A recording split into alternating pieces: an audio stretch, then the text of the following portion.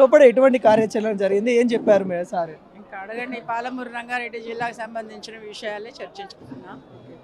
ఎటువంటి కార్యాచరణతో ముందుకెళ్తారు? జలం గురించి నాకు అంతకుముందు మనకు వాటర్ గురించే ప్రాబ్లంగా, కృష్ణా జలాలలో మన వాటా గురించి మెయిన్గా అక్కడ మాట్లాడుతున్నాం. అంటే కాంగ్రెస్ సర్కార్ గురించి ఏమన్నా చర్చించారా? అంటే ప్రజల పక్షాన నిలబడదాం, ఏమన్నా పోరాడమని ప్రపోజిషన్ వాళ్ళం తప్పకుండా ప్రజల పక్షాన ఇప్పుడు జలజోపిడి ఏదైతే మళ్ళీ మొదలు పెట్టిండ్రో దాన్ని మళ్ళీ ఆపడానికే మన ప్రయత్నం.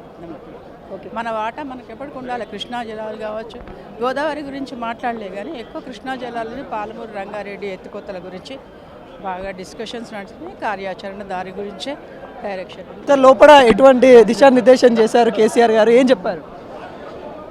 నీటి సమస్య కృష్ణా ట్రిబ్యునల్ దాని గురించి ఏదైతే ఈరోజు ఆ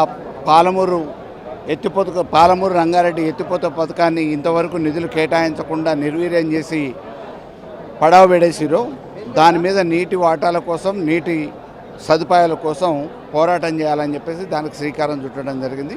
దానికి అంచెల వారీగా పోరాటానికి శ్రీకారం చుట్టారు. రేవంత్ రెడ్డి సర్కార్ గురించి ఏమైనా మాట్లాడారా? 2 సంవత్సరాలు అయిపోయింది, మనం ఏమన్నా చేయాలి, మనం ప్రజల పక్షాన చేయాల్సిన ఏమైనా ఉన్నాయని ఏమన్నా చెప్పారా?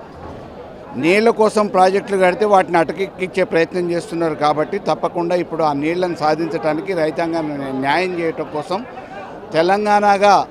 తెలంగాణ వాదులుగా ఈరోజు పోరాటం చేయాల్సింది, దానికి శ్రీకారం చుట్టవలసింది. ఎటువంటి కార్యాచరణతో ముందుకెళ్తా ఉంది బీఆర్ఎస్ పార్టీ?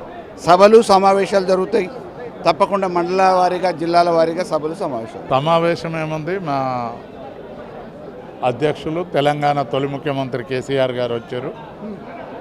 కాంగ్రెస్ ప్రభుత్వం పాలమూరు రంగారెడ్డి, నల్గొండ 3 జిల్లాలకు నీళ్ళల్లో అన్యాయం చేస్తారు.